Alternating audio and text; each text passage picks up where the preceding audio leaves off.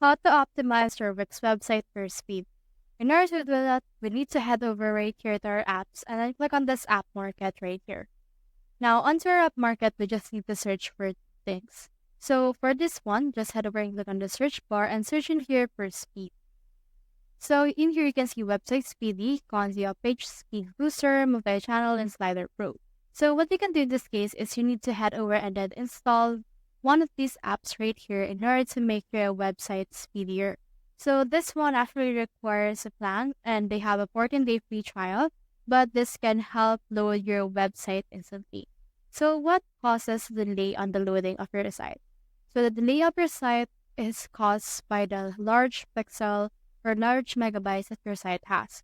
So if your site has images that are actually very big, then that can actually cause it. So you can also just install an optimizer for image. So let's search in here for optimizer. Now in here, you can head over and then just choose in here which one you want.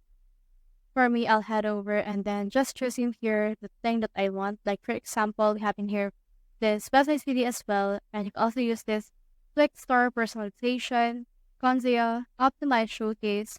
And once your actual site has been optimized, you should be able to make your website load faster.